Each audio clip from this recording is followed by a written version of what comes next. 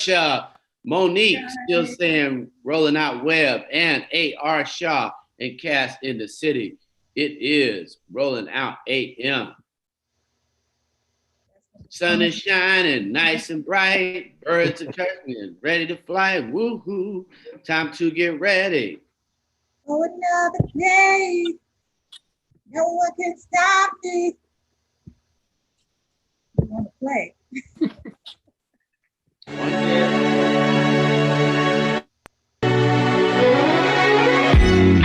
The sun is shining, nice and bright. The birds are chirping, and I'm ready to fly. Time to get ready for another day. No one can stop us. We gon' learn to play. Every day we learn and play. We do our best, so we'll be great. You do your best, and I do mine. So let's get ready. Cause it's about that time. Good morning, you. Good morning, how do you do? Good morning, time to be great. Good morning, your dance and play. Good start the day. Good open your eyes. Reach for the sky. Good morning to you. Good morning, how do you do? Good morning to you. Good morning, how do you do? Good morning. You see me on my grind. Stars got to shine. I'm a supernova. Yeah, you see me taking over. Yeah, I'm on the move. I got a way to shine to it. So let me hear you say, every day we gon' learn to play.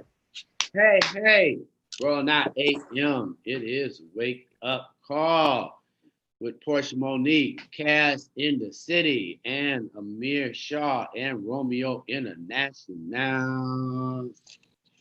What up? Oh, hold up. That's moisturizer. What up? Y'all. That's moisturizer. Hey, brother. As I've learned from the great Cass in the City, because I'm Steve giving her credit. You gotta learn your face. You gotta learn these things. AR. No, what makes you glow, brother? I'm with that, man. You gotta moisturize, man. I'm with that. What makes your soul glow? Moisturize. I don't know about soul glowing, but Now he's so glowing. Cass, they said they got a vaccine with your name on it. In October, November. Well, it'll be ready 2 days before the election, just in case. 2 days before the election, the CDC said that they will have a vaccine. And I definitely think they're being pressured by Agent Orange to push this vaccine before the election. It's just another, I don't know, it just seems too political. You know, of course, they were initially saying we wouldn't have a vaccine until the end of the year or the start of 2021. But now they're saying 2 days before the election, they're going to find a vaccine to give you guys. So good luck. Amazing. Yes. Yeah, good luck to all the vaccine testers because we're going to definitely have people that are going to test it out in advance. So thanks to all those who have definitely participated in the trials because it truly is a monumental moment. Thanks to all y'all, as AR said, thanks to all y'all who are going to participate in the trial. Good luck. But our main thing that we keep telling you guys, since it's Post with a Purpose week, vote. I'm not telling who you to vote for Biden and Harris. Now, I'm not going to tell you who to vote for. I'm just saying get out and vote, make your voice heard for Harris and Biden. I'm off on Biden and Harris. I still put my VP first, but HU, do all that stuff. And I think I said it right. Say it back. Sometimes I'm not certain she went there. She was the quiet student. It doesn't determine if I went to Howard, obviously. That's straight. That got her. It doesn't, but I love my HBCU. I just don't have to say H-U, every time. Not every time. I don't have to. I, still love it. Still my alma mater. He was shouting you out. He was shouting out Camilla Harris. Oh man. So, yeah, man. We definitely want to start this morning off right. Wednesday morning, rolling out 8 a.m.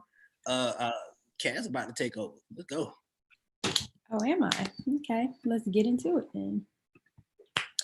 We're going to kick off this report, starting off with some news about Chadwick Boseman. We all know, very saddened by his recent passing from colon cancer, but it's being reported that he believed he was going to beat the cancer, that he was going to be able to do a Black Panther 2 sequel, which we recently just talked about, and now Disney is saying, because they didn't know, they're trying to figure out how they're going to move forward. And we were talking about this the other day, if it's going to be a sequel, but as of now, they're saying it's just going to be something to honor him. So we'll see what happens with that, as opposed to them focusing specifically on a sequel, because he was the main character. But we're still mourning his loss, still sending prayers and love to his family. Up next, we have, so this is huge news. 52 ex-McDonald's franchise owners, Black franchise owners, are suing the company, saying they were set up to fail. They're, suing for up to $1 billion in damages, because they're saying that McDonald's knows that African-American franchisees have, long spoken out about higher costs associated with the security and insurance associated with upkeeping their store locations, and in the poor conditions of these stores. So this will be interesting to play out. As of now, McDonald's has, said that they reject these allegations. So we'll have to keep you guys updated on what's going on in this scenario. They know they going. Up next, we have some news. Dwayne "The Rock" Johnson made an announcement yesterday on his Instagram that his entire family, including his wife and I believe 2 young daughters, all contracted COVID-19. He made a long video post. He was very poignant about some things, saying he's gone through a lot in his life, but this was definitely one of the most difficult, especially because he's a father and always wants to protect his children. So he, made a couple of points: stay disciplined, boost your immune system, commit to wellness, wear your mask, protect your family, as well as some other things. And he says he believed he contracted it from close family friends. He also said, be careful about who you have in your space, like your house. Yes. So, we're sending well wishes to them. Everyone is okay. As he said, they've all recovered. So that's good to hear. We're happy that they're all healthy on that end. Yeah, Cass, he was doing, because I'm a aficionado. He was doing promo Black Adam, which is supposed to be released in 2021. So he's been doing.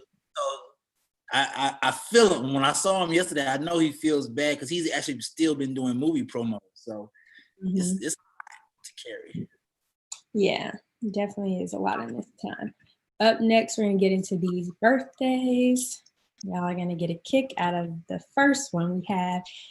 It is both DJ Envy and August Alsina's birthday. So shout out to them and everyone else celebrating on this day. Hey. Is that wow. August? August is born in September. That's interesting. Yes. We got balloons, yeah. The cake is on the way. We got the music playing, cause it's your holiday. Woo! We invited family, and everybody came. I strike a pose for me like you in a picture frame. You got your finest clothes on, and $1 million smile. So we gon' celebrate you for a while. And don't forget we got these candles. When you away, don't forget we got the candles. Happy birthday, gonna celebrate you for a while. Candles, blowing you away. Wait. Candles. Happy birthday, happy girl. So if you're proud to make another year, said, ooh, clap.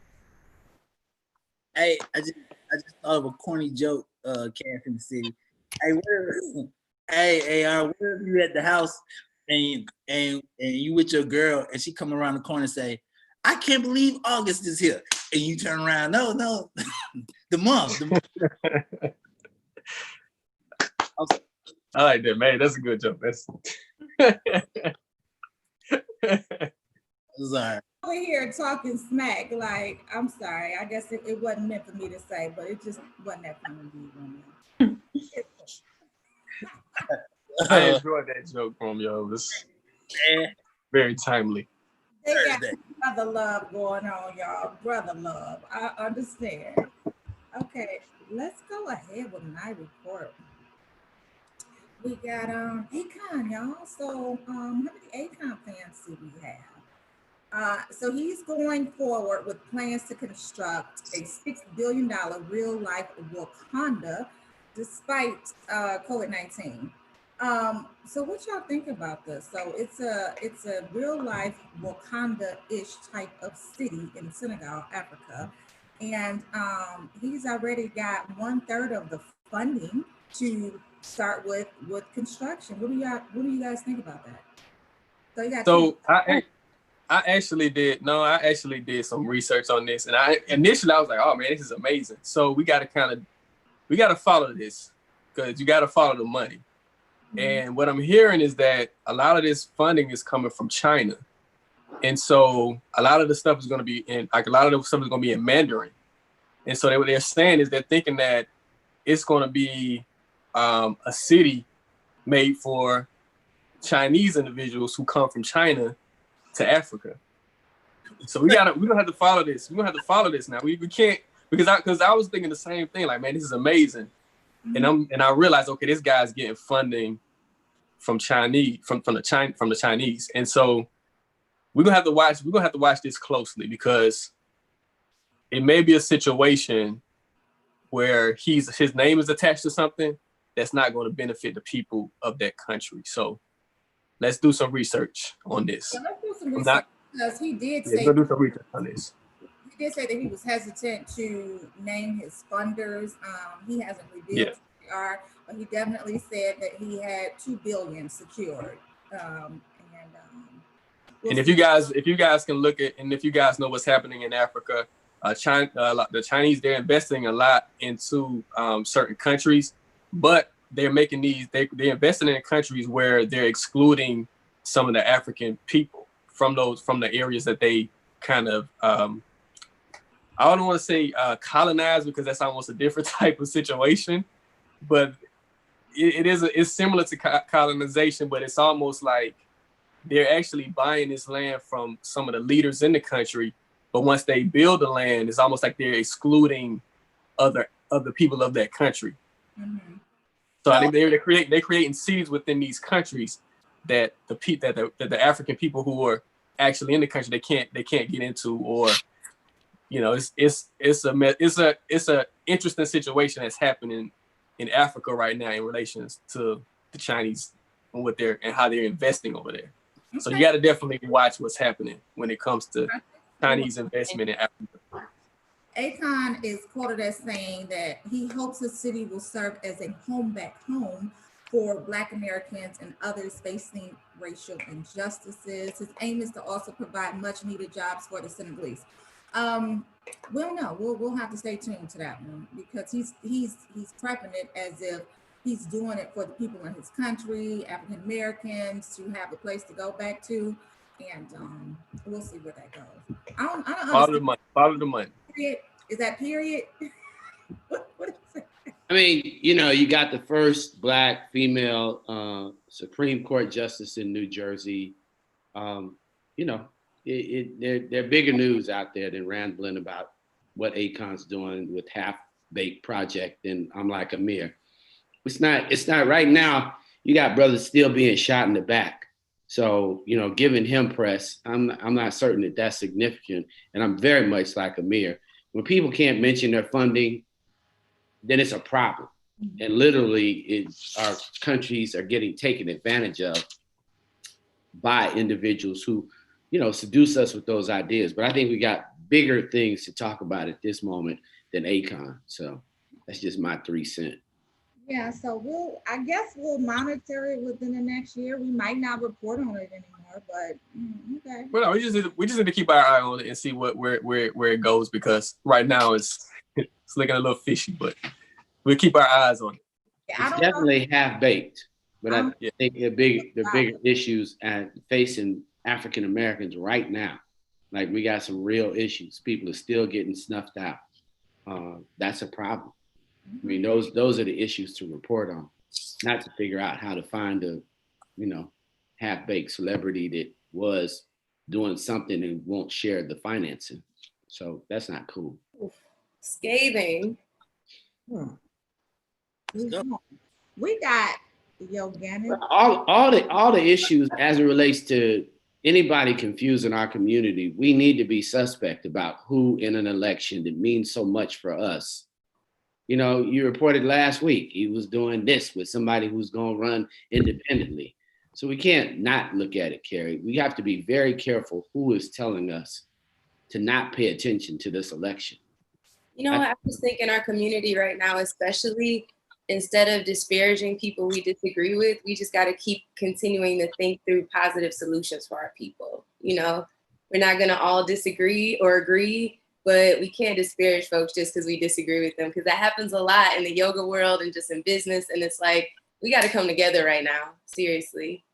Well, I agree, but we sure got to be on one accord on who we're voting for. Yes. Yeah. Yes. And he's not doing that right now. That is not what Akon's doing. So I don't want to give him any more energy till after this election. We can pass on any of that, because we really need to focus on making sure our community goes in. And that's for anybody that's pushing our community in the wrong direction. And that's a problem. I mean, they've purged 200,000 people off the rolls in Georgia, 200,000 that were not supposed to be purged. And now they got to figure out, and everybody in Georgia have to figure out if they've been purged. So there's some real shenanigans going on. Now that's 200,000 here. Wow, that's serious voter suppression. How many other states are doing the same thing, Portia Monique? 200,000 in Georgia have been purged. 200,000. And most of them millennials and people of color. What a coincidence. We have Carrie from Yoganik to bring us some namaste lights and help us.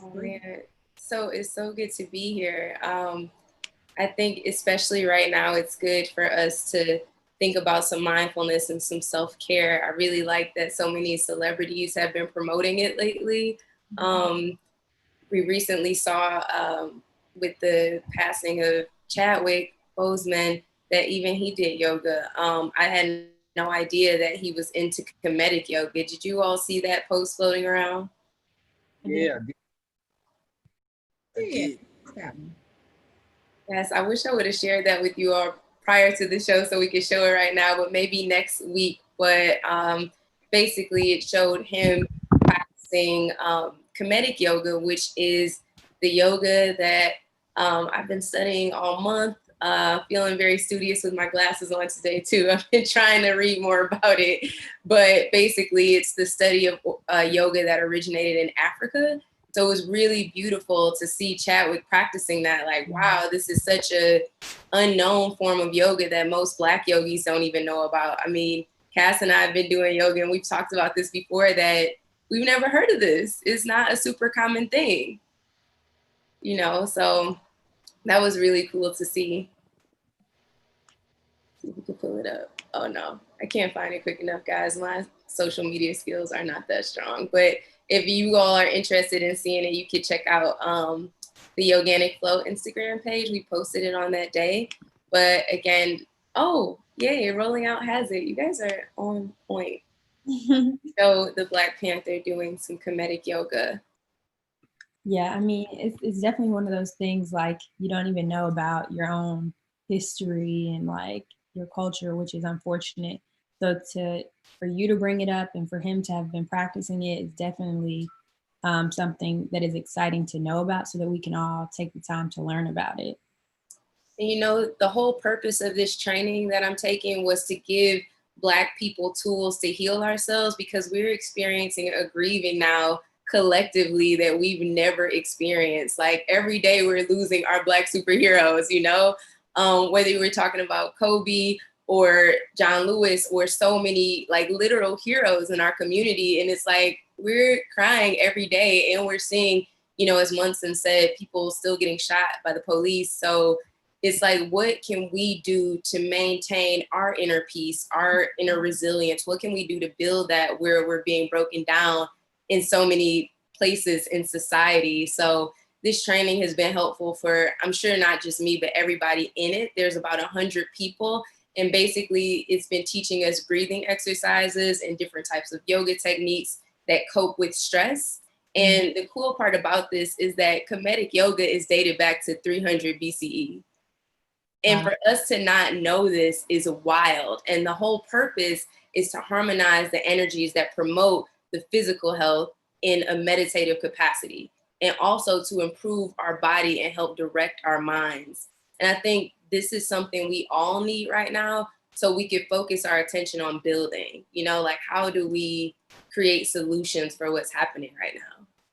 You know, what do you think, Romeo?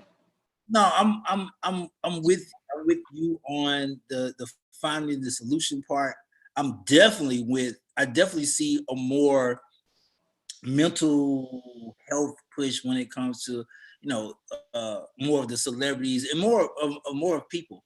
I think the solution, what I'm seeing happen, is I watched a young lady that I follow on Instagram, and she went live and she was crying and she was all into apologizing. Like she was like, hey, I want to clear my mental. I want to apologize to everybody I've hurt, this, that, and the third. I think people are at a point where they are trying to find balance. Like I don't even think it's, I might be wrong. I don't even think it's a maintain anymore. I think it's just, hey, let me find a balance that I can level out for a while. And I would prefer people when it comes to the yoga community, when it comes to the mental health community. I'm not saying don't help people find solutions.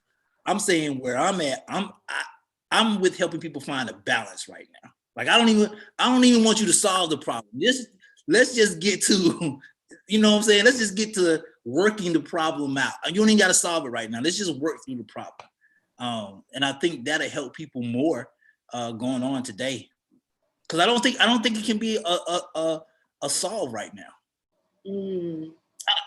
Not a quick solve right now. That was crying and apologizing on their social media. Well, she was apologizing to everybody, and it was weird because she was apologizing to everybody she hurt or anybody she ever did wrong. And she felt it was just a young lady that I follow. Oh, okay. And she, but in her words, she was like, she did mention, I need to meditate more. I need to find myself more, because the weight of the world is like, don't get it wrong. We know the weight of the world is heavy, but I think people are just trying to find balance. That's literally right. Well, I totally get that. I mean, you're in a time when life is not promised. Nothing is certain. Each day is, you have to take each day as it comes, on top of everything that's, you know, happening, you know, every day. So I totally understand. She's probably just like, let me clear my conscience. Let me just put this out there. It's just like a reflective moment, like you say, especially with the news of Chadwick Boseman. It was so shocking that, you know, and people realizing he's 43 years old, you know, right. So, and nobody had any idea. Right, that's strange. I feel you, Romeo. I think, yes, we need to be present right here and right now. But I think we can hopefully try to do both. You know, that's why I think we need mindfulness, so we can build that inner resilience and still heal and try to do that work at the same time. I know we got to just we have to get ourselves together. It starts with us, but that's how we can start to come together as a community. You know, we can't come together if we're sick mentally or physically. You know, we're not going to even leave the house. We're not going to have the energy to pour ourselves into these efforts that we need to really change and uplift our community. But I completely agree with you. Like, it starts with us. It starts with us. And I just wanted to mention, since Munson came back, I wanted to mention, have you guys heard of Latasha Brown? She's a political strategist in Georgia, and she ran for office, and the same thing happened for her before, where they just lost they lost half her votes, or they lost like a ton of her votes. So it's like, I know what you mean. Like, this kind of stuff breaks us down. It's like, we work so hard for civil rights. We work so hard to be able to vote, and our votes are suppressed. So it's a lot breaking us down right now. So we have to try to be mindful to do things to build us up simultaneously. So yeah, I'm excited to share a breathing exercise with you all, that one that I've been practicing through kinetic yoga, just working to balance out my breath. Like you said, to balance yourself, Romeo. What does that mean to you? What do you think we need to do to make people have balance, or help cultivate it? Well, I'm gonna jump to Facebook real quick. Chi Young says, I am trying to find balance because of everything happening in the world right now. And with this pandemic losing, our heroes, sports, and movies become more important and aware of who you are and where you are. Me right now, my balance is what Cass said. I wake up, today is Thursday. I'm only dealing with Thursday. Mm-hmm. That's it. Like, you get, hey Romeo, what you doing tomorrow? I don't know. Hey Romeo, can you work on this tomorrow? I don't know. I like not even trying to be funny. I don't know if I can work on this tomorrow. I'll plan it. But today, this is what today is. When I close my eyes and wake up, this is what today is. It helps me not create an expectation. And then it helps me also not put a forefront in the fact of what if. And I think that's what's messing people up. People are so thinking so far ahead. Well, what if I'm not able to pay my rent? What if I'm not able to, you know what I'm saying? What if I'm not able to vote? And then you add that mental stress upon what you see, social media. Oh, like anxiety inducing. It's a wall. You're gonna run into a wall every day. So my balance is basically, when I wake up, if it's Thursday, then that's what it is. It's Thursday. That's what I'm riding with. Thanks for sharing that. How have you ladies been, like, maintaining your balance at this time? For sure. I don't know. I can't hear you. Y'all can't hear me? Oh, now we can. Oh, okay. I was just saying, I like wine. Like, but I reserve that for Sundays. My boss, CEO, publisher of Rolling Out, has me working like 15-hour days. So the only day that I really can do and practice balance is like on a Sunday when I'm doing my wine up, and I could just drink wine and just kind of decompress, because every day is like a 14-hour day. Wow. I got a meme for you after Cash shares that I want to share with you, working those long days. Mine is the same as Romeo. Just take each day as it comes. That's all we can do right now. One step at a time, one task at a time. Cross it off your list, move to the next. Feel you. So this meme Portia says, be as strong as you want, but at some point your muscles, your mind, and your soul will all require rest. I'm tired is not always a statement of weakness. It's the hard worker's request for rest before burnout. So I think before burnout, like, we have to take a moment to just decompress, as you said, whether it be wine, or some meditative deep breaths. You got to do you. You got to do what you need to do to take it day by day. But Now we're gonna take it breath by breath for a second. Let's you guys open to that this morning? Yes, we need it. DC is a whole movie. Portia, Hey, D. Say again. G Seals from Facebook said Portia and her wine is a whole move. That's the move forever. That's the move forever. If you're in Detroit, check out Pure Vin. It's a Black-owned wine shop on Woodward, and we had a yoga event there called the Wine Down one time. So maybe we can bring that back, and Portia can come through and host for us. Yes, we know Regina Gang. She owns Pure Being on Woodward, so definitely we got to make that happen. Yes, I love her. And what is it that it's a special kind of rosé? I think it's peach, but anyway, let's breathe. Okay, we'll do. Feeling on yourself, Gary. Yeah, the special wine that. Oh, my fault. The tasting was amazing. Again, I have to support all those types of places in Detroit. Any Black-owned place supporting right now, and I'm so grateful for them. We'll do a little breath work, but also a little meditation. We'll do the breathing first, and then we'll meditate for just 1 minute. Let's all find a comfortable seated position. Allow your eyes to close for a moment. If you have on glasses like me, go ahead and take them off so when you open your eyes, you don't feel dizzy. Let your hands rest in your lap. Take a moment to rotate your shoulders down and away from your ears. And release your chin towards your chest so your spine is nice and straight and long.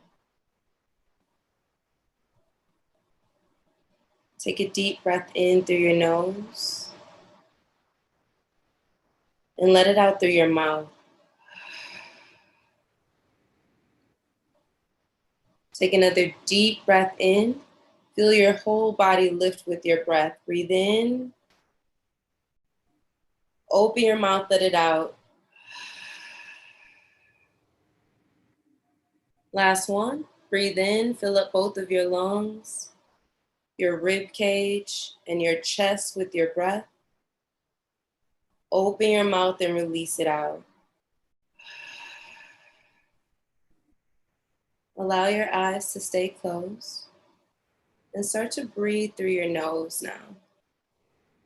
And we'll meditate for 1 minute. Meditation is a moment to clear your mind.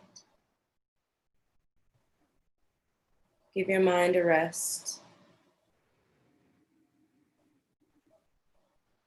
So we are able to take it day by day and take it breath by breath in this moment.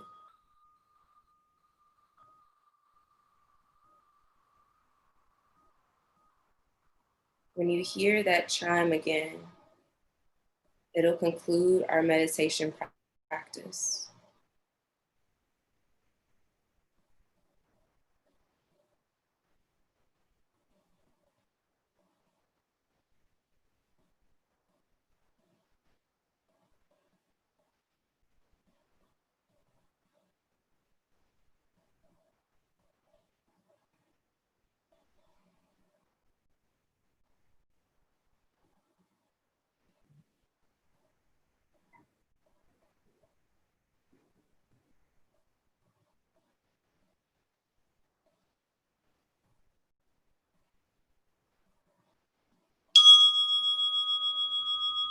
Slowly start to reopen your eyes.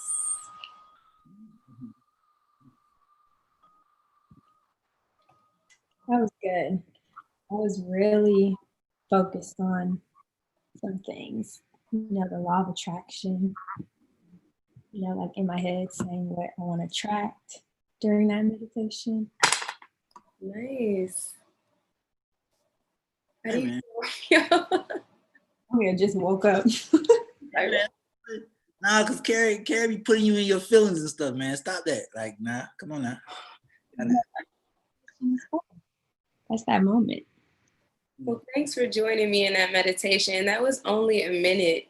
I don't know if you all noticed, but even in 1 minute, our mind can travel to so many places, and we have to keep bringing it back without judgment, bringing it back into focus on one thing. And it's a challenge, but it's one of many ways to actually strengthen our minds, which I think is incredibly helpful for us at this time, so we can at least try to be half as resilient as our ancestors. That's right. It definitely helps to like focus on certain things or like goals that you have and just like focus your mind on those as opposed to just sitting in like silence, because you can't really find something to keep you from like not dozing off or not drifting and the sounds that you hear outside or anything like that. So that helped me. Yeah, a great way to not fall asleep during meditation, because it happens to the best of us, especially if you're tired or you're up late or experiencing any sort of insomnia at this time. I definitely know some people who are struggling to sleep with all that we're absorbing right now. And, it's hard to stay awake in meditation, but two things. One is to maybe try a guided meditation. There's some really, really good ones that Black Girl in Om has. And there's also our previous guest, Adria, has a breathing exercise called a few breathing exercises that she shares on a tape that you can find on Spotify, which is Don't Forget to Breathe. So definitely guided practices really help you stay alert while you're trying to meditate or do some sort of meditative practice. But also, if you don't have any of those or any sort of streaming service, you can always just try to focus on your breath. That's the best way to try to train and focus your mind, is to just focus on your inflow and outflow of breath. I like that. I got into this thing. I don't know what it's called. Y'all gonna have to help me. So even with the photo you showed of me and how I meditate before I work out, I kind of go to that place breathing wise, but to Cass's point, I mentally start telling myself, don't laugh. Like I'll tell myself like, I'm Kobe, I'm LeBron, I'm Michael. I'm like, I'll give myself. That's your affirmation. Oh, that's okay, cool. So I'll tell myself these things. But what I realize is while I'm in that meditative state and I'm telling myself, like for some reason my energy seems taller. My energy seems like it's just like as soon as I open my eyes, running this 5 miles is gonna be nothing. And I've noticed that helps me every time I prepare to do a task. That's awesome.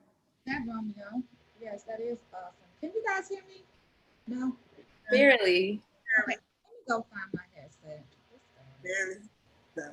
Carrie, thank you so much. That breathing exercise was really good. I love being here with you guys and look forward to speaking to you next week. We're going to bring Dr. Rihanna Elise Anderson back to talk more about our psyche and how mindfulness and breathing helps and how she uses it as a psychologist. So really excited to have her back next week and see you guys next week. Beans, man. Thank you so much. I'm going to find some headphones. Okay. Okay, good portion. Thanks, Carrie. Thank you. Bye. Hey, good morning, Rolling Out AM. I know it seems like we all over the place, but me and Cass here, we here. We with y'all. Mama stayed out. We're focused. We're ready to get through this Thursday. And shout out to everybody on Facebook checking in. Africa Queen, Jesse McClement, Orlando Lee, Michelle Moses, LaWanda Hereford, Ramona Devine, and Kathleen Collins. That's what's up. So now we had the Rolling Out social report by Romeo International. Man, do I got some stuff that's gonna shock y'all. So wherever we go, I'm gonna go with it because I'm about to get in trouble because that's what I do. Let's start with this. Hey brother, go in your cell, sit your ass down. R. Kelly reportedly got stumped out, and stabbed in jail attack. Now, Cass, they are, maybe people have never experienced jail. Let me tell you something. That's unity with different rules. And brother, since you in general population, you got to follow them rules, brother. You ain't R. Kelly no more. You number 23876, whatever your number is. Ride that out, man. Chill out. We want you to make it. So apparently the inmate was upset because some people were protesting outside of the jail saying free R. Kelly. Like there's a group of people marching outside of the jail in Chicago saying that they should free R. Kelly.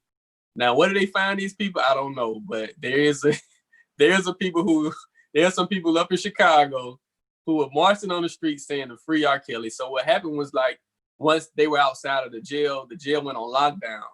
And so the inmates were upset because, once they go on lockdown, they can't do their normal activities. That's pretty much all they have is their activities. And so the jail was on lockdown. The inmates were upset. And one inmate caught R. Kelly while he was sleeping and allegedly beat him up, attempted to stab him with a pen, and as you said, stumped on his head. Yeah.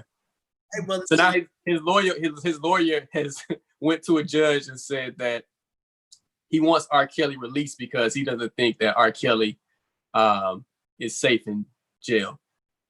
And the crazy part, he thought it ain't because he's not safe, because he's just not safe. Hey, brother, you taking away privileges. Like we gotta be here, sir. I want to go outside. That's what I wait for every day, to go outside. You crazy? Next up on the docket, before we rock it, wherever she go, I'm gonna put it in my pocket. So I love this and I got a problem with this. So John Boyega slams Disney over treatment of Black and POC Star Wars actors. He said, what I would say to Disney is do not bring out Black characters, market them to be such an important to the franchise and not show their importance. Now, Cass, you know how I feel about my worlds. The only problem that I have with this, Mr. Boyega, is the fact that you did 3 series. You did 3 Star Wars series.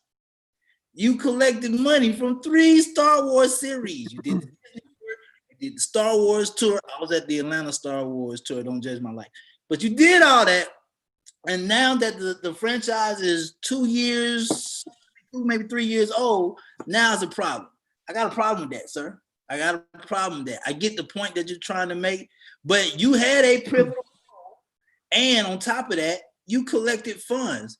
What are y'all thoughts about that? Like how, So I got to ask you this. I haven't been following Star Wars lately. I'm sorry about that. I haven't followed Star Wars since the first Star Wars back in the day.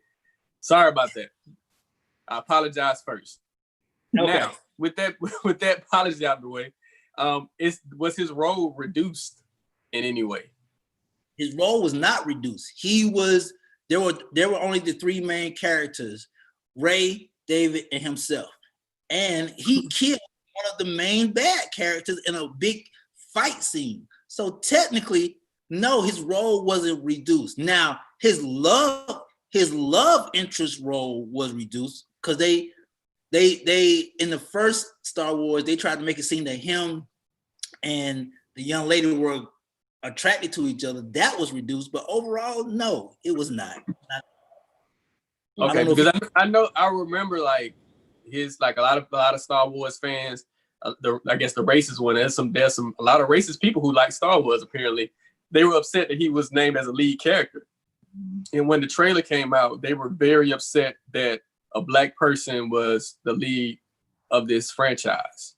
Correct, and that's only because he was holding a lightsaber, which, I don't know if he should have been holding a lightsaber, but that's just my opinion. But Black man can't hold a lightsaber? What's going on in this world? Hold up now. We can't hold lightsabers in the Star Wars universe? What's happening? Y'all educate me, because I don't know what's going on. Why can't a Black man hold a lightsaber? Black man can hold a lightsaber, but you have to see, Amir, man, you have to be a Jedi. I'm asking you. Okay, you got to go through the training, and you got to be a Jedi, Amir. You just can't hold lightsabers. Now, if he would have went through the training, sure, But he didn't do no training, man. Come on. We missed. Or he didn't train? So lifesavers are reserved for what? Lead characters? Can y'all hear me now? You know what? Moving on. No. Y'all can't hear me Bro, now? I want to know. You Let have me hear your question. Y'all can't? Okay. Jedi, okay? He didn't do the proper training to be a Jedi, but he tried to wield a lightsaber. And you just can't wield those things, okay? I don't get it either, Cass. I'm not a Star Trek, Star Wars. I'm Star not one of those. He's just speaking about trying to create other opportunities for Black actors because he's been really vocal lately with the Black Lives Matter movement. He spoke out a lot. So maybe he's just talking about other opportunities for Black actors.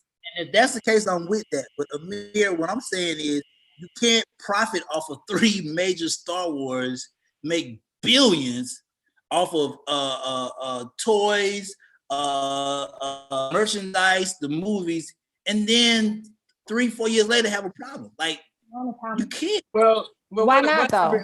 So what happens? Like, okay, because the thing is this. I don't, like I said, I'm not in the Star Wars universe. I don't know. So, but my thing is this: I've been in situations where it may have taken me a year to say, "Oh man, this is really a messed up situation."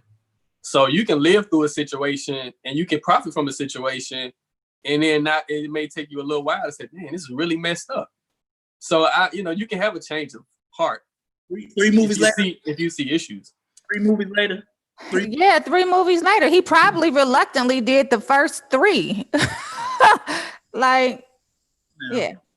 So, but Rona, did you see his exchange with Michael Rappaport, the white actor?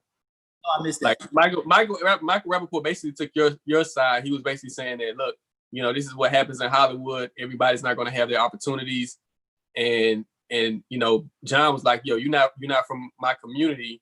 You can't tell a Black actor how to react to what he's experiencing in Hollywood. Interesting. And he's from what country? Who, Michael Rappaport? John. Oh yeah. Oh yeah, he's British. British. Okay. Moving on, because you know what, I'm gonna go get my lightsaber, and because I took my Jedi class, Cass. I took mine. I know how to wield mine. Moving on, you ain't gotta. Shout out to Michelle Obama. I don't know who this woman is, but if she is not the closest thing to an angel, Michelle Obama and her When We All Vote organization is going to collaborate with Attention to bring a comedy special with Kevin Hart, hosted by him, and they're going to team up on prime time for a comedy special to vote or miss out. And I think this is amazing. This woman is innovative.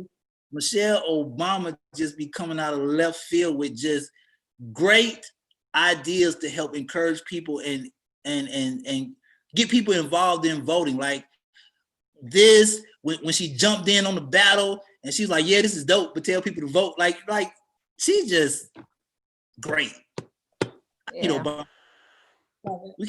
He can't run again. Like we can't do this again. She can. I don't know what's stopping her from running, but we love the things that she's doing in the community.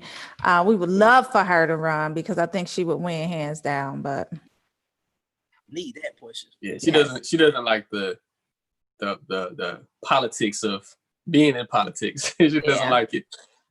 She's a real person, and I think you almost have to kind of present a fake side of yourself to be a politician. Mm-hmm. There's no way you can well, you know what's happening? Agent Orange might be the first person who's in his true self. His true self, but at the same time, for real, like he has no filter, but he does lie a lot.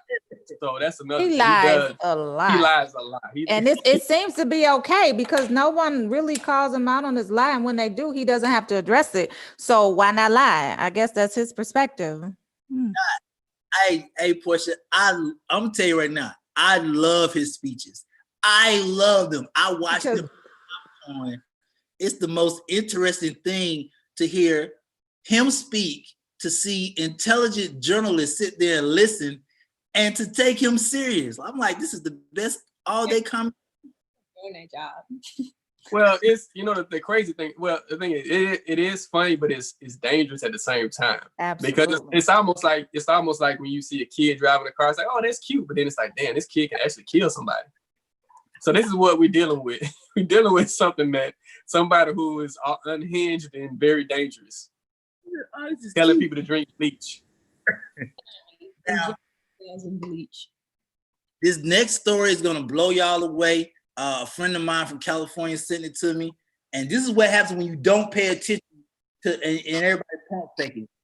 California has pedophilia is legal in California now. 41 out of 18 people in Congress or whatever they're supposed to be doing passed. Now a 21-year-old can have sex with an 11-year-old and not be listed as a sex register or a sex offender in California. What is going on? This happened yesterday. So while all the protests is going on, all the Black Lives Matter, all of this, nobody is watching what's being proposed to Congress. They passed this law. And when they passed it with a clear fucking conscience. Excuse my language. They passed it with a clear conscience. So I'm confused. Okay, so yeah, I'm confused too, but I'm gonna go look with researchers. Thanks for putting this on my radar because I didn't know anything about it. Mhm. But what we should do is definitely find out who were the people who voted on this bill, and we should definitely make sure that they're out of office, and we should call them out. Absolutely. Like that's how you handle that. Like, okay, you voted for this. Now you voting for pedophilia. So we need to get you out of office ASAP. And now we really need to investigate you, because if you think it's something that's right, then you might have something in your past that we might need to check. Right. So That they're trying to hide, right? 2 weeks ago, which I paid attention to, Portia, but I didn't really pay attention to. There was a group of protesters outside of CNN protesting pedophilia should not be normalized. This happened for a week straight in front of CNN. There was probably, and it was a low group of protesters, like maybe under 100. So it wasn't really big enough for people to take notice of. But there was close to 100 people last week in Atlanta in front of CNN protesting this. Now, I don't know if this bill was across the board for all states, but I do know that it's on the table for Georgia as well. And I think, if I'm not, tell me if I'm wrong, Amir, I think the legal consent age in Georgia is 16. maybe it may be 17. I have to check on that. I have to check on that. I have to check on the age of consent, but it may be it's either 16 or 17. So they were actually protesting this last week. So you might want to check the track. I don't know what's going on. Yeah, I know this is the most unheard of shit I've ever seen in my life. I see something that says new bill with lower penalties for adults who have consensual sex with a minor if the offender is within 10 years of age of the victim. What? Okay, so this is what's happening, right? All right. So okay, now it's all coming together. Thanks for reading that, Cassie. Now it's coming together. All this is coming together. So that the bill is messed up, right? But so the bill is almost like kind of protect high school students. Because I remember when I was in high school, someone came to us and said, okay, if you're 17 years old and you're dating a 14 or 15-year-old that's in your high school and you guys have sex, you can actually go to jail. The older person can go to jail because they can consider that yes. And your significant other is 18 in that small age gap. Yeah. But okay. Yeah. It depends on the case, because if you're talking about, like 14-year-old to, in their 20s, it right. depends on the case. But I definitely have heard of those scenarios where two teenagers, 1 or 2 years in age, have been dating, and these scenarios happen. Yeah, and it was actually an athlete that actually went to jail, and years ago in Georgia, he actually received oral sex from his classmate. He was like two years older than her. And because of the age and because of the laws, he went to jail for having sex with a minor. Wow. But they were like 2 years apart. Okay. 15-year-old classmate. Okay. And he was 17. That's right. Thanks for pulling up, Ashley. Thanks for that word. You wrote it today. Ashley on point today. You own it. You own it. So yeah, that's what happened in Georgia. The guy was 17, and then the young woman, she was 15, and he actually was arrested for they had consensual sex, but because of the age and because of the laws, he was arrested. So I think this bill made maybe an attempt to protect that scenario when it comes to high school, because high school, in high school, you come in at high school, you're 14, and the oldest person in high school can be 18. So, if you're a senior dating a freshman, or you're a junior dating a freshman, that can be an issue. Or even a sophomore dating a senior.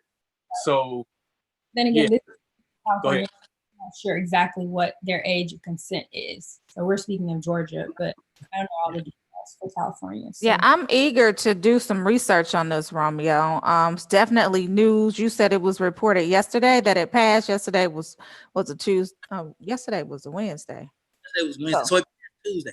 I received it Tuesday. Okay. In California. So I'm from California, so I definitely have to do some research on that. And because I got family out there, and I'm not trying to have nieces and nephews and all of that going to jail. So I'm definitely going to research it along with Amir, because that's fascinating if that happened. Ain't it? And like you said, Portia, before you jump to your report, the fact, I think what blew me away the most when I received it, Amir, you're telling me grown men, you're telling me that this bill came in front of you and you actually debated on the vote. Like, you know what? Maybe what?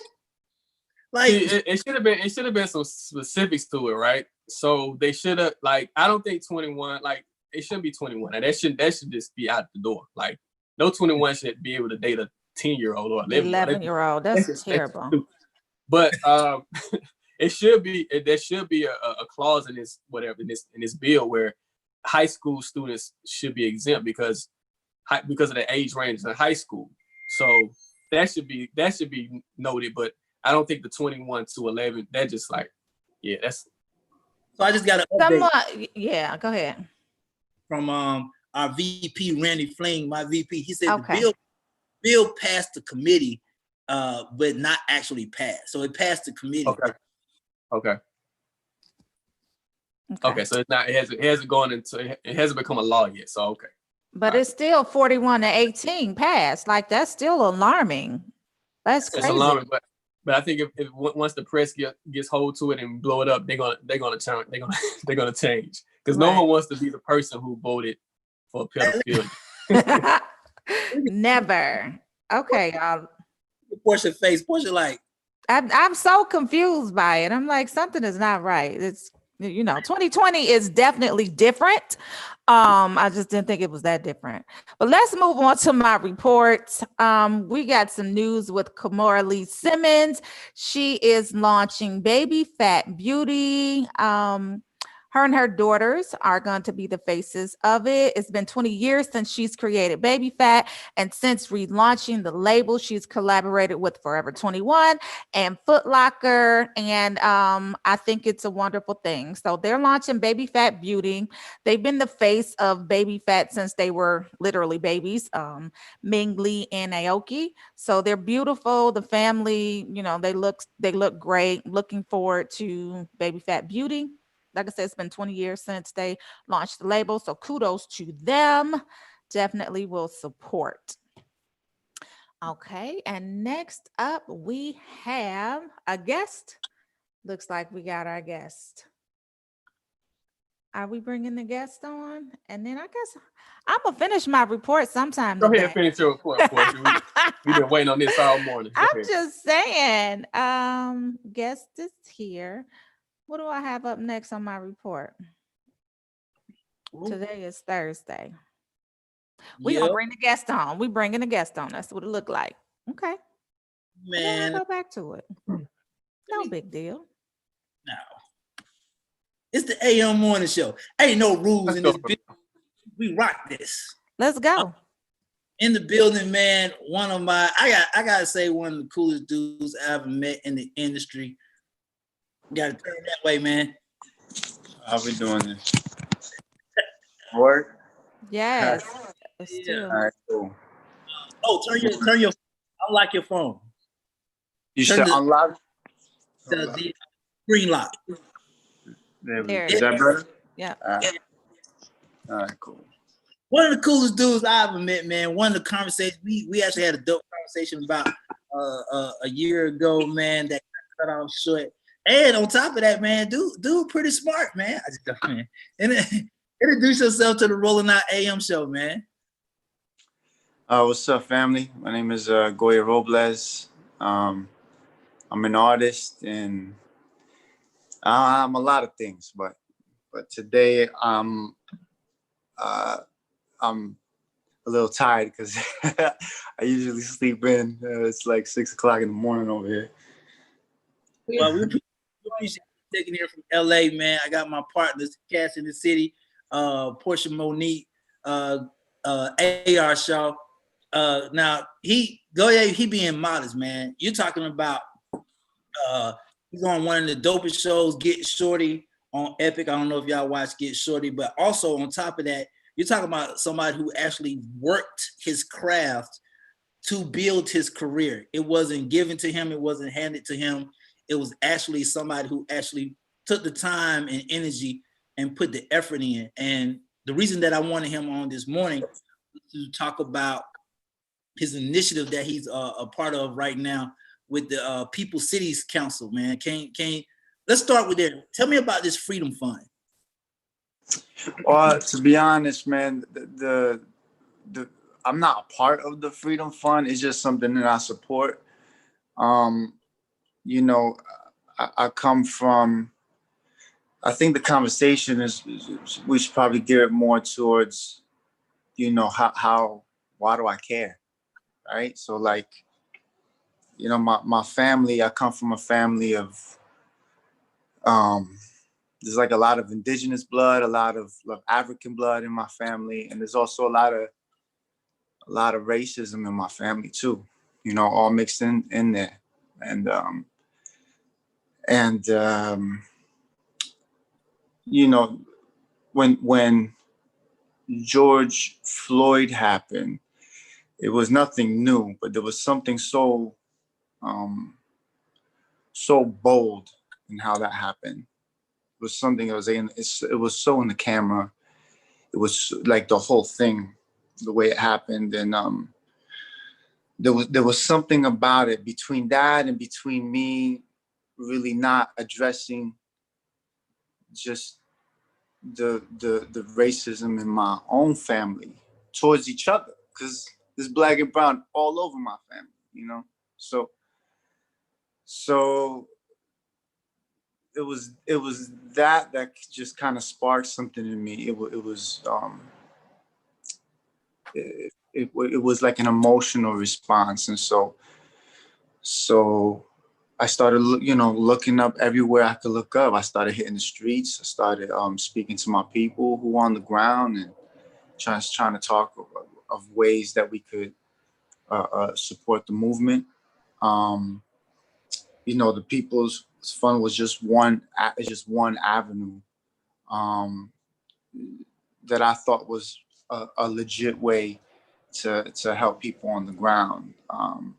But you know, there's been other ways. There's been other things that I've been doing. Like I'm gonna be dropping something next week that I've been working on the last couple months, and I'm super excited about.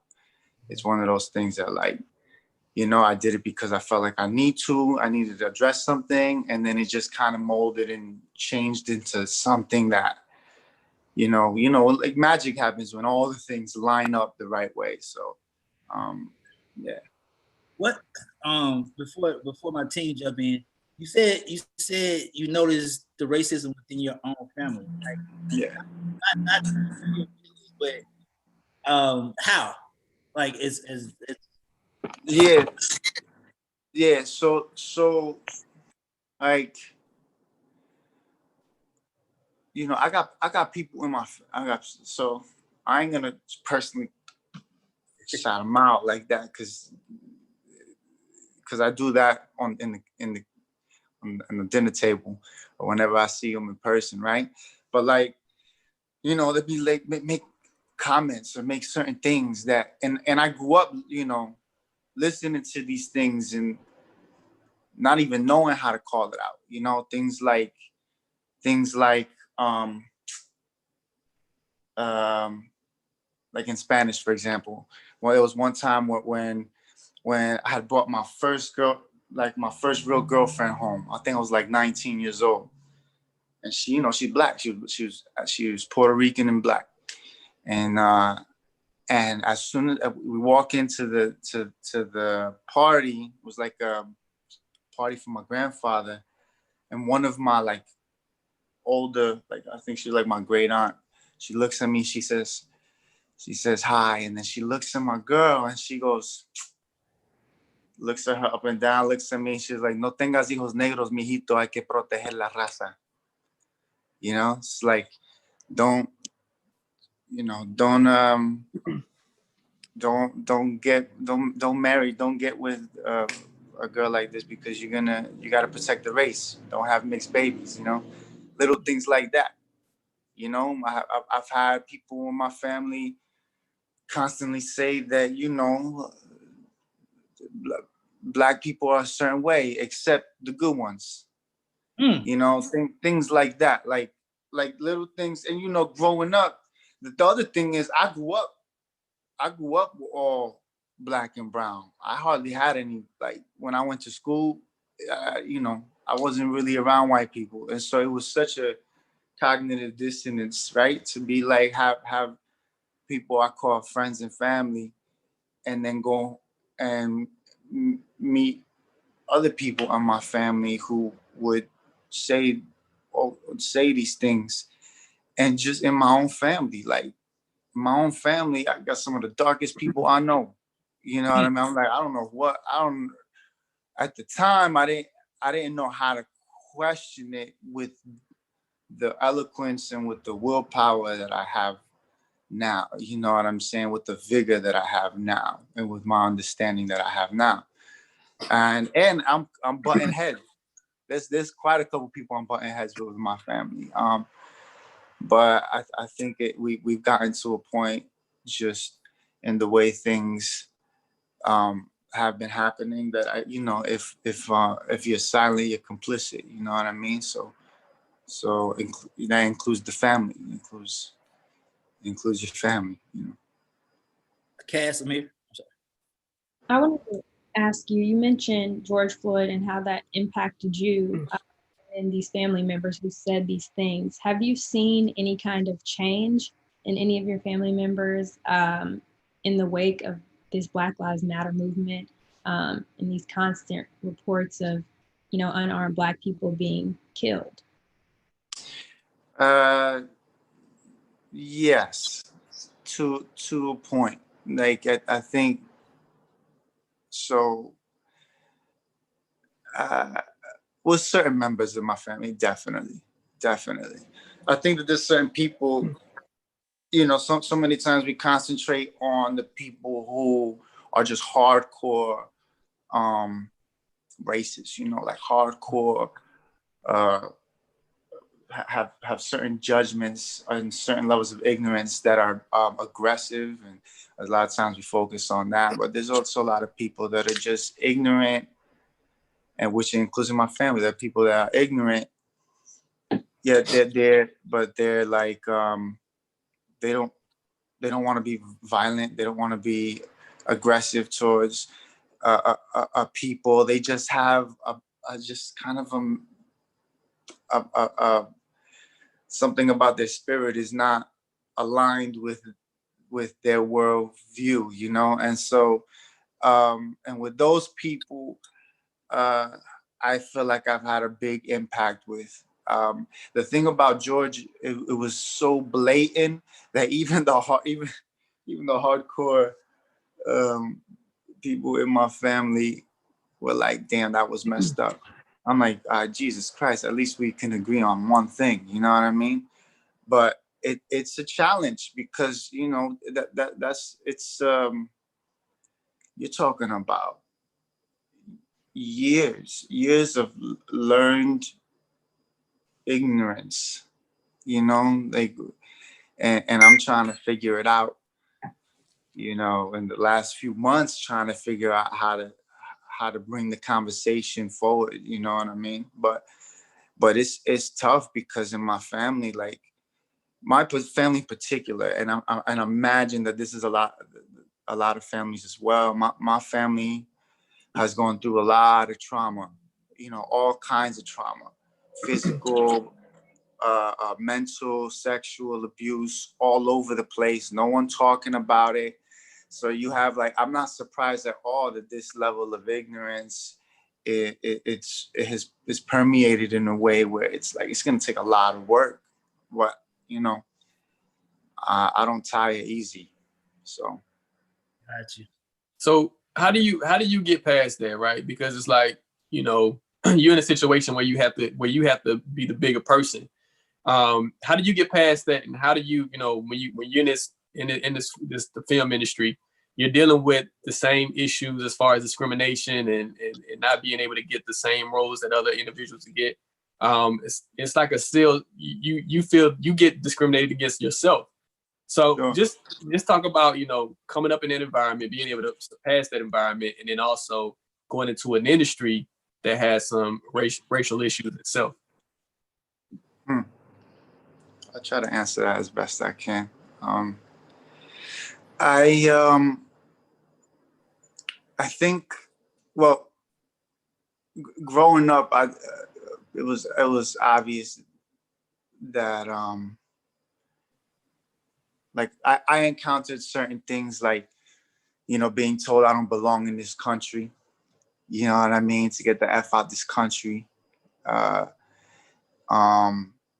You know, cops used to pull us over, we get slammed on the cop car just because we apparently fit the description. You know, like it in school, you know, I was always conscious of my, I guess, my color, my background, but I didn't really know what that meant. I didn't know what any of that stuff meant. You know, it just was, I guess, normal, I guess, and part of what I was experiencing. But it wasn't until, you know, college that I started learning a little bit, you know, little things that I didn't know. You know, I grew up reading that Christopher Columbus discovered America, and I, you know, grew up that the Europeans came here and settled, whatever the hell that means, right? And so, like growing up, college was the beginning of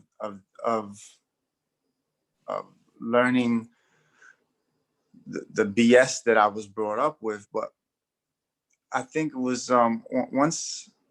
once I got involved in the industry, I started seeing that all the roles that I was auditioning for were the few that I was auditioning for were very narrow in scope. You know, like it was always a drug dealer. You know, it was always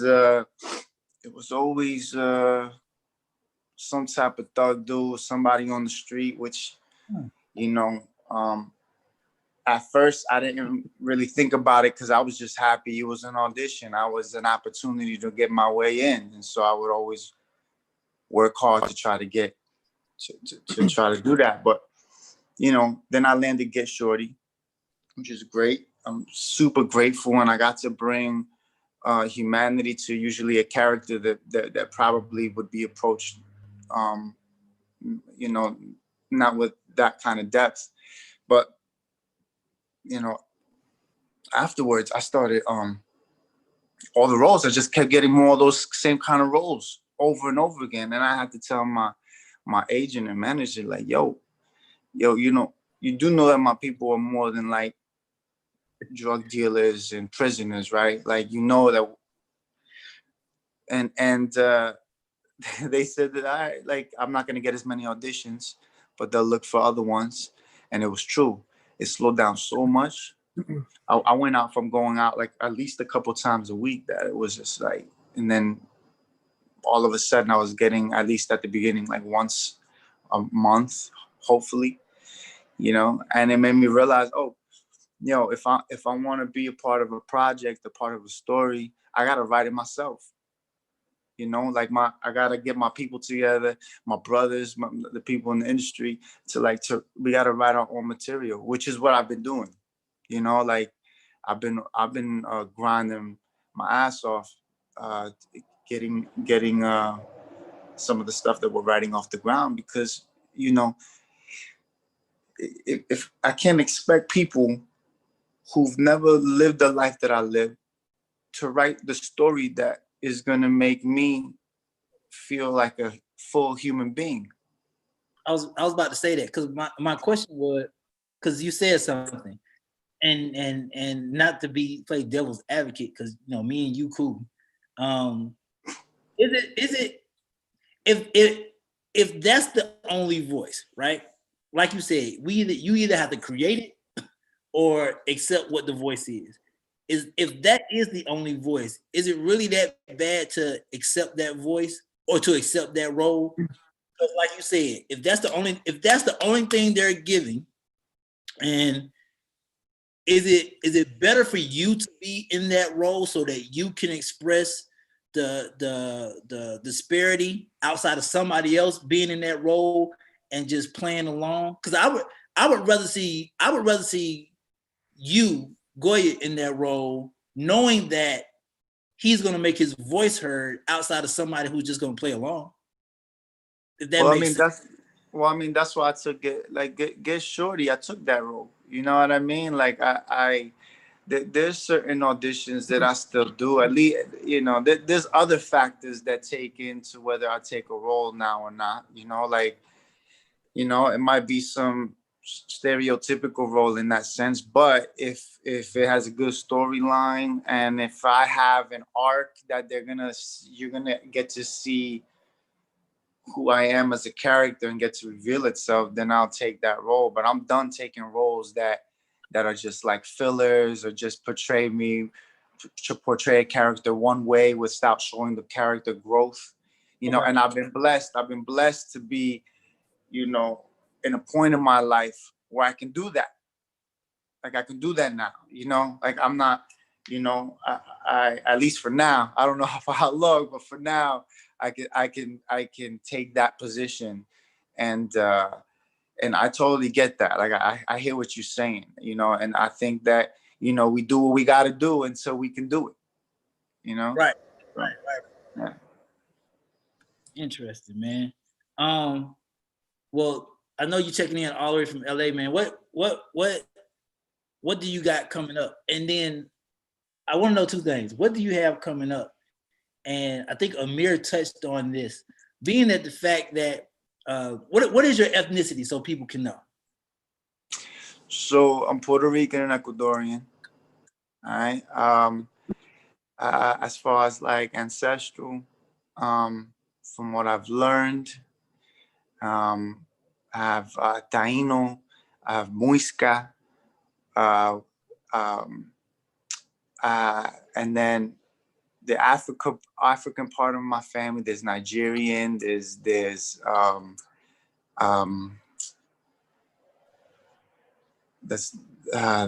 like two. I forgot I think one is Senegal, and then Spanish and Portuguese. So I got all of those things, man. I got there's a what's it called? The conqueror's blood and the historically oppressed blood. All crazy stuff happening inside my family. So I try to stay away from the terms Latino. Okay. I try to stay away from the terms Hispanic. Those are all like Hispanic refers to someone who was born in Spain. Latino is a term, what's it called? It comes from the term Latinum, which is a place of the coast of Rome. So I have no idea how the hell we call ourselves by a place in the world which we have no relation to, except to the language of Spanish. But Facebook Chuck and Pat George says she's gonna watch Get Shorty episode just because of you after the interview. Another young lady said, D Shields said, I love the fact how true your words are, and that you speak your truth. And I know you all the way from LA, man. We definitely gotta continue this conversation. But on behalf of me, Cass, and Amir, man, thank you for educating us, man, and putting us up on like your experience. Because you never hear, it's funny, it was not funny, but you hear about George Floyd, when you hear about injustice, technically you only hear it from one voice. And the fact that you have another view and another voice and another whole situation that encompasses that voice, it gives us an educational lesson on how we should listen to people more, or listen more, period, around the world, man. So I appreciate you checking in. Of course, man. Thank you for having me on. At the end of the day, they killing us in the street too, and you know what I mean. Like that's true story. That's for real. So I think it behooves us to come together and find all the commonalities in which not just we suffer, but the way that we live our life and all strive for joy, and how culturally how close it all is. So anyway, yeah. Hey man, appreciate you checking in, man. You can go back to bed now, man. You can go back. I'm going back to bed, bro. Thank you. All right, man. All right, take care, yo. Salute. Let me say, Cass, this is one of the things that I definitely want to push more. I definitely want to push more of us being able to hear other people's voices, other races' voices, just so we can, because we can all speak from our experiences on how we view it, how we see it, but to hear someone else's culture and their view, it does give us an enlightenment of what they deal with or how they're overlooked. So I appreciate him, man. Yeah, he was definitely being real, and I felt him. Yeah. I appreciated him for his honesty and coming on and just letting us know that, hey, we all in this fight together. We're in the struggle together. So like he said, it would behoove us to just live together and, not identify people from a place just because they speak the same language. So I get it. I commend him for it. Most crazy portion, Cassidy. One thing that he brought up that I remember one of my uncles. You don't really think about it, but they be like, "Don't you bring that so and so girl home?" Oh, what you mean? I know the term. Don't you bring that WHITE girl home? And you don't think about it, but because it's normal. But when you really think about it, it's not really normal. I think it's normal, but we're gonna bring our guest on, Crystal Banner.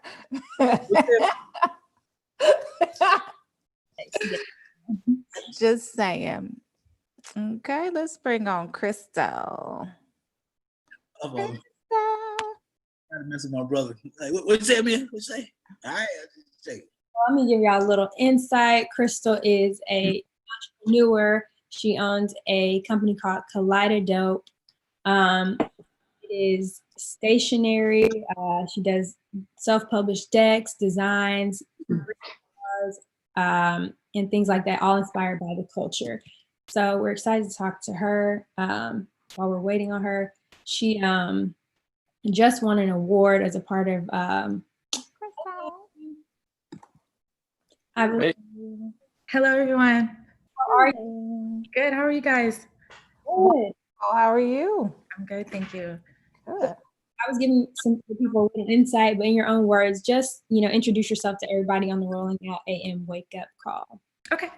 So my name is Crystal Banner. I am the founder, owner, artist behind Kaleidodope. The reason why I started Kaleidodope was I was always an artist at heart, but I'm an engineer by degree. So I went to school for engineering. I worked in consulting and engineering for a while, but it wasn't my passion. So part of the premise of my brand is finding your passion and your purpose and just kind of diving into that and going wherever that takes you.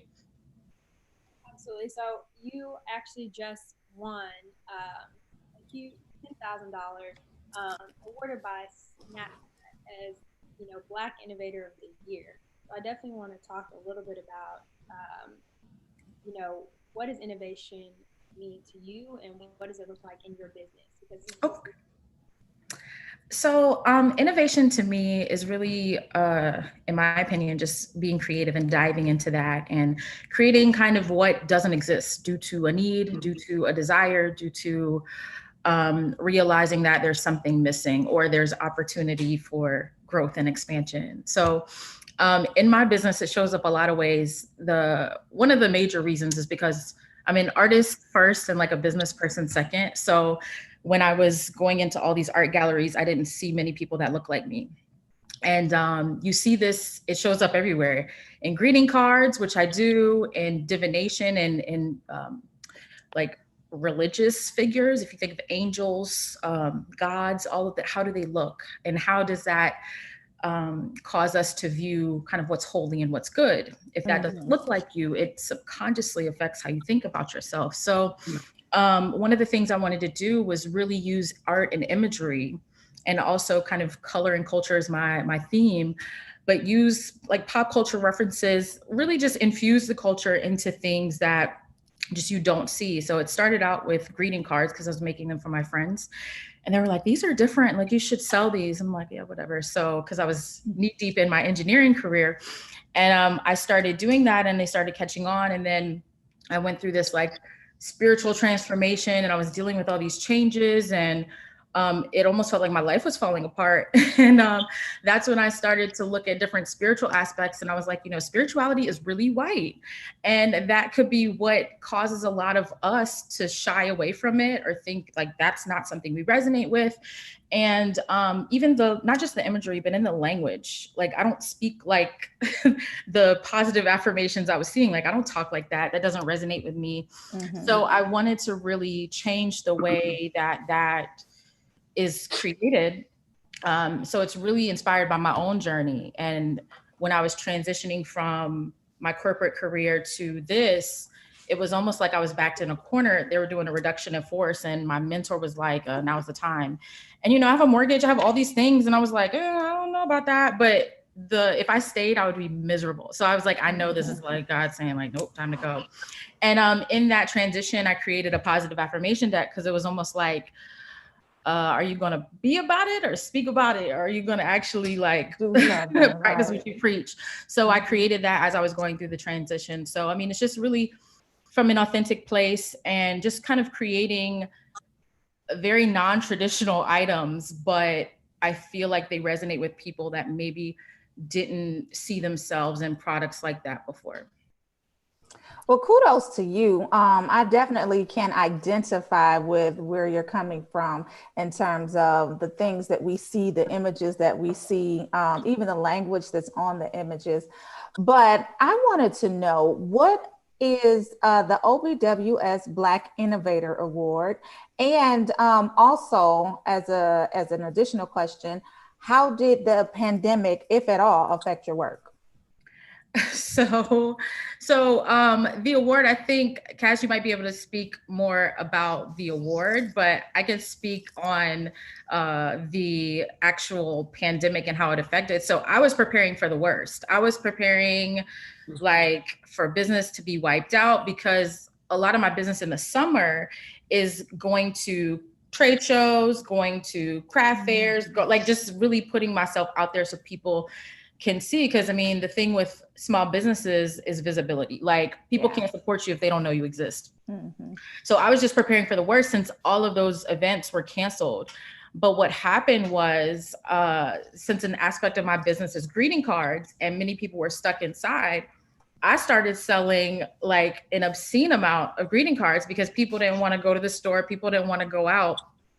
So they were like, can you write in this for me and just ship it out? Or, so that side of my business picked up like crazy. And I think with the positive affirmation side of my business, people are just like looking for something uplifting. Yeah. And I believe in realistic positivity. I think there's positivity that's so rainbows and butterflies is just not realistic. So it's one of the things that I'm very passionate about, but from a way where people can connect with it and still realize like things aren't always going to be perfect, but we can work through it. So my business actually saw an increase due to, I think, just being online, having products that people, people weren't going in stores to buy some of these things, but also just due to the spirituality, like affirmation, it's really a big piece of me in the business, is really just trying to keep your head when all of these things are going on. And so yeah, that's really the pandemic. I mean, it almost like increased my exposure. Since more people were buying, I think more people were spreading the word, because the thing with greeting cards is like you give it to somebody. So it's like you get two people that are exposed to your product in one, and then it was like a chain thing from there. And the same thing with my cards, people would post a picture, if it's like, I embrace the unknown. That's one of the cards that I created that I kept seeing online, because I mean, 2020 is like peak unknown. So exactly. Yeah. I think so we're gonna. So we're gonna pull up the website. We wanna kind of show the people what you're working with. Let's go, Ash. You can kind of walk us through some of these the designs that we have. Yeah, so I'll speak on it a little bit. So one of the things that I realized, like as I was kind of growing in my own journey, is there's just a disconnect with a lot of things. Spirituality was one of them. And that's just something I personally resonate with. But if you think about it, like quotes. So I'm a quote person, and I created this deck called Dope Quotes because I would look up a quote and I'd have to do some extra research to make sure they weren't racist, to make sure, they weren't biased, like all this extra stuff you have to do as a minority. And even in books or in websites, when you see quotes by people, if they're Black, it's usually like Martin Luther King. I could count on my hand the main like people that we always see, but it gets even deeper because it makes you feel like words of people that look like us are just not valuable if you don't see it anywhere. They're not highlighted, they're not in books, they're not anywhere. So I was like, I want to create something, a deck of cards that highlights people of color, Black people. And in addition to that, one of the things that was missing was women. So I wanted to create a deck that was equally balanced. So there's 40 quotes, 20 by men, 20 by women, and quotes from the culture from people that we actually recognize and know. And that was a very personal project just due to my own obsession with quotes, but difficulty in finding quotes that I resonate with, or finding quotes from people that I recognize and can relate to. So a lot of my products, and in addition to that, like I was talking about the positive affirmations, same thing. Like I was looking at different books and different, decks or whatever tools people have to try to get some like uplifting, and the language just was not something that I resonated with. And even the imagery, like I just was like, this is kind of corny. So I was like, I want to, and that really makes a difference whether somebody resonates with it or they don't. And as an artist, I get it. And I know how powerful imagery is. So I always say my art is like a Trojan horse. Like it's pretty and it's colorful, but there's a deeper meaning. So if it catches people's eye and people think it's cool, that's awesome. But it's really about the deeper meaning. Even with the greeting cards, like if you can give somebody that and like make them laugh or change their mood or something, like even that is pretty big. So I just see it as just a way for an innovative way to get people on a deeper level, almost sometimes without them realizing that's what's happening. Yes. So how do people get your products aside from your website? So my products are in like gift shops around the country. I also have an Etsy shop. So some of my products are sold on the website Uncommon Goods. Like I'm talking to a lot of other stores, but locally, if you contact, I'm adding a stockist page to my website so people can see like if I'm in this state, these stores sell the products. But for now, I mean, if you just Google like Kaleidodope, and go to the shopping tab, a lot of the stores that actually sell their pages will come up. But outside of there, my Etsy shop and several different stores. I love it. I'm definitely gonna go support. Always looking for something that represents us, and you know, definitely gonna support. Thank you. You're welcome. I appreciate that. I don't know what happened to Cass's audio. It's been an audio day. Cass, we can't hear you. Nope. I think yeah. So it's the computer. I'll pick it up. Okay, so Official Black Wall Street, that's what OBWS stands for. And so just that's what it is as far as what we would talk about the acronym. So just your thoughts on that and kind of being honored by that group. I think it's huge.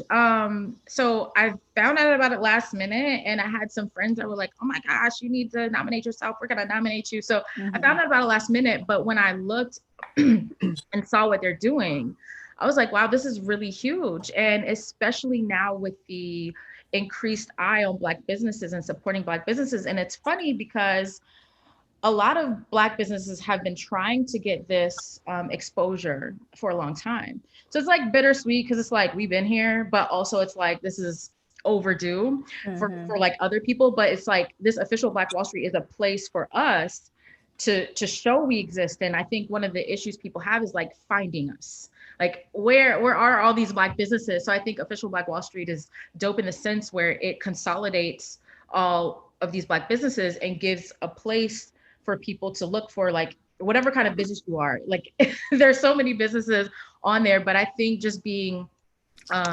recognized is huge, especially for me, because my business is kind of one of those sides that you don't really see it. Like you don't really think about stationery. You don't really think about, you know, decks or like books or things like that on that level, and how our voice is necessary there just as it is every other place. So I think it's huge in the sense in terms of visibility and what Official Black Wall Street is doing for our community and for other small businesses. It's huge. And it's really the difference between being able to live in your purpose. I know a lot of people that have their own businesses, like they really feel like they're diving into their passion. And I'm a firm believer, more people would be happy and content if they were able and had the space to pursue their passion. And that is after you're not focused on survival. So that's very important. It's very important. Once you have the means to do what it is that you want to do,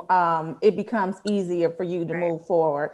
But you won $10,000. How are you planning on using that in your business? So I have a lot of projects. I'm a very creative person. So I'm always creating. So a part of that is definitely going to go to a new project. I actually have, I did a Kickstarter not too long ago for a project called 2020 Visions Tarot. And it highlights from a Black woman's perspective, these energies. So people that even aren't into tarot can look at this and realize like, oh, like a Statue of Liberty with a fist up and Black Lives Matter, and that's the Justice card. I get that. So, but in other projects, so I want to set aside half of it to invest in another project because I do Kickstarter and things like that, because running a business is expensive and it's just me. So all the money I initially invested was from my own savings. Like everything I've invested is my own money. And so this will help me continue to create. And also a small part will go to figuring out how I can give back. So last year with my sisters, I did an event called Aspire to Inspire in my hometown. I'm from Beaufort, South Carolina. And one of the things, especially being from a small town, people don't see people that are doing things, or they don't know what they're capable of. So I want to put part of that, of course we didn't do it this year due to COVID, but I want to put part of that into a similar type of event, if it's not the same one, so that we can continue to show people. It's really about visibility. If people see you doing, oh, wow, she's from where I'm from and she started her own business, or, oh, she looks like me and she's being recognized, like it's huge. And I had a lot of people from my hometown that were voting for me, like, oh my gosh, just that connection of like, oh, wow, like I can do that too. And it's really about that. And I mean, to be honest, just anything that comes up, business expenses, all of these things that come up, but really the bulk of it is going to go to investing and creating new dope creations. Well, kudos to you. We look forward to definitely seeing more in the marketplace, especially from Collider Dope. So I'm definitely going to go follow you, go buy some products. My mom loves Black stationery, Black greeting cards. So I'm definitely going to turn her on to it as well. So kudos to you and congratulations. Thank you so much. Thank you You're so much, guys. welcome. And thank you for the opportunity to come on here and just express some energy. I'm an energy person. So thank you for sharing your vibes. I feel it.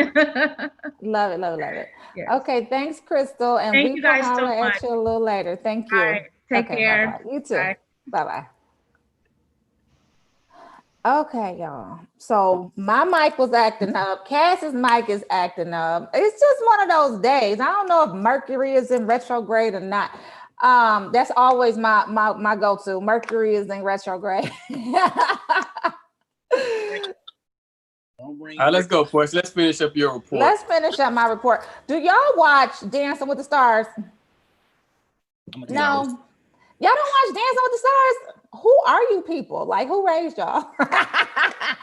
So Dancing with the Stars is back, and they have some people on that you guys may recognize. So of course, Tyra Banks is going to be hosting it. It's back September 14th. But there are some surprising people that will definitely be on. So let's start with Nelly. It's getting hot in here. Did y'all know what his real name is? Cornell Iroh Haynes Jr. All right, Cornell. So he will be on Dancing with the Stars along with Sky Jackson. You guys know Sky from Disney, from the Disney Channel. Very beautiful girl. She's the youngest contestant on this season.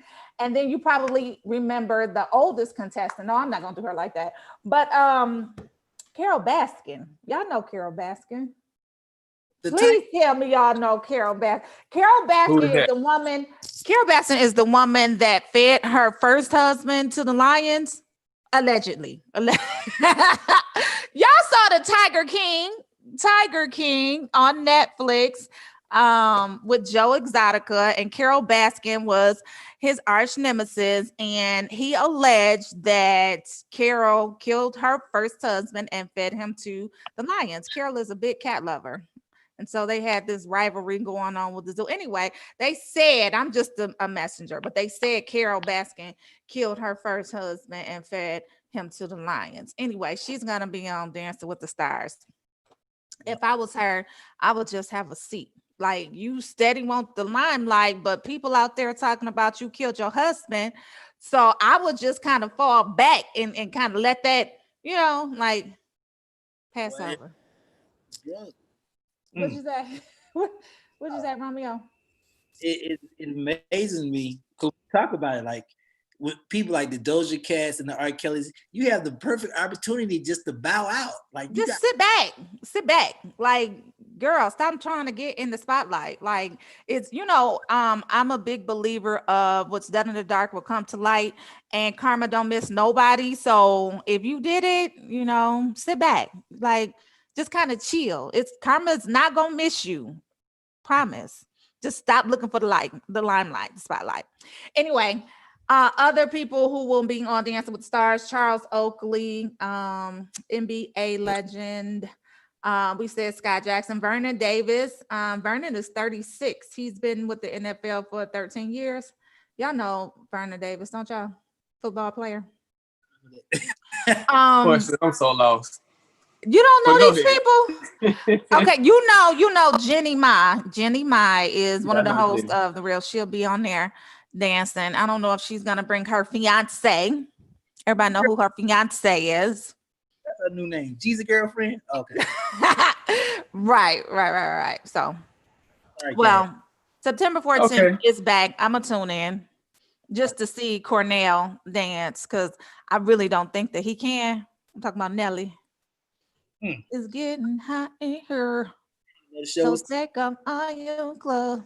Okay, and in other news, Art Basel, you guys know Art Basel. It was canceled. It's canceled for 2020. So I don't know what all of these art aficionados are going to do come December, because they can't go, looking for art and purchasing art and doing all the things that they do down at Art Basel, mingle with celebrities and billionaires and all of that. It's canceled. Right. So have you guys ever been to Art Basel before? Yeah, I've been once. Yeah, it's dope. It's a dope. Super dope. Yeah, it's like it's a party, man. It's culture, art. It's a lot of concerts and festivals. It's dope. It's a dope vibe. So I'm looking forward to it coming back. 2021. Yeah. December 2021. Amir, maybe you can back me up. The difference about Art Basel, it's culturally elegant dope. Like it's a different type of dopeness. It's like, shit, I can put on some slacks on this one and ride this out. So it's basically an art fair down in Miami Beach where people go to, they have viewing rooms for art fairs. It usually attracts billionaires, art aficionados, movie stars, celebrities. It's really a good time. So I've only gone once. I was looking forward to this year because I really didn't have a lot to do in December. But we can hear you, Cass. Wow, great. We can't see you though. I was just talking and I was like, nobody can hear me. I feel you. What'd you say?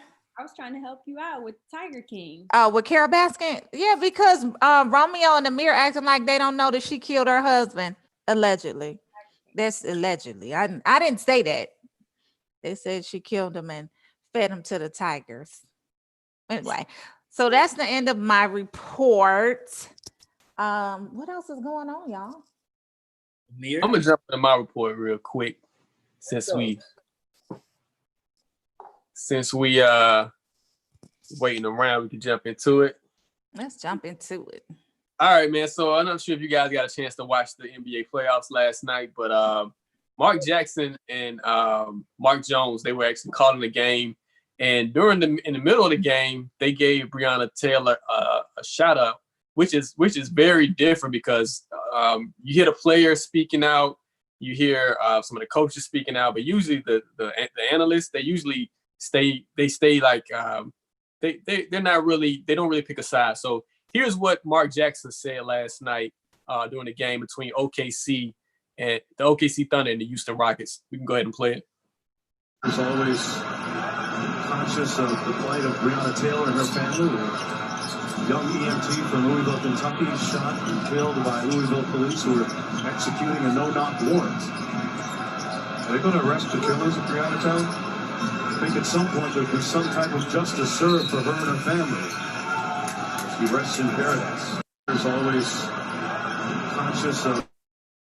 Wow. So of course, Mark Jackson, he was trending last night after he brought up Breonna Taylor's name. Of course, Daniel Cameron, he's been doing interviews and he still hasn't really given a legit reason as to why the officers haven't been arrested and what proof they need. He's saying stuff about ballistics and things of that nature. And also we've heard that the Breonna Taylor's ex-boyfriend was actually, they tried to push him into saying that she was a part of his drug organization. So it's a lot of things that's going on in Kentucky. We want to definitely make sure that we keep our eyes and focus on this thing. And it's crazy that you have so many powerful voices speaking out. You got LeBron James, Mark Jackson. You have so many powerful voices, and the cops have yet to be charged. That just lets you know how deep systemic racism is that you can have the most powerful voices in the world, and for whatever reason, they're still protecting these cops. And it's just amazing that we're still dealing with this. We're almost 200 days since she passed, since she was killed. And she still hasn't received any type of justice. Cops still haven't been arrested or charged with anything. So we definitely got to stay focused on this. That's terrible. I mean, kudos to him for mentioning it during the game. Definitely big ups to him for that. It's appreciated. What are you saying, Romeo? That's the key word, because let me explain something to you ladies that Amir already knows. Before the game and after the game, players can talk, right? So people have the ability to turn their TV off. But that's a game 7. He said that in the middle of a game 7. So you're not turning off the TV. You're not turning off game 7. So that's what made that comment so powerful. You got to hear it now. You got to hear it. So I thought it was. And it's in the middle of the game. It's not after the game. It's not before the game. It's like right while they on the court, he shot at Breonna Taylor out, which was big. Big. Yeah, huge. So we want to go to the next story, man. It just shows you how how situations can, it's skewed against Black people, and for whatever reason, individuals of other races, they get passes when it comes to law and order. This situation happened in Los Angeles, in a suburb called Los Feliz, and it was a drunk guy, white guy. He hit 3 people. He's staggering on the streets, and the police officers, they actually saw this guy and they didn't arrest him. So let's go to the video. We can show you what happened during this insane moment. Within 1 week. If they don't have it yet, just keep on calling them, okay? Okay. Yeah. Do you have any other questions for us? This is insane. This guy is definitely drunk and just hit 3 cars, and the cops are letting him just walk away. Look at that. Green light, and he's not walking. Look at him. You're obviously intoxicated.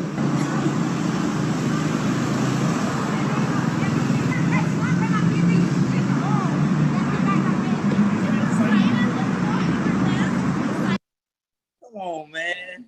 And so you can see the residents, they actually pointing to the cops and telling the cops, like, look, this dude hit 3 people. He's drunk. Can you please do something about this? And the cops didn't do anything.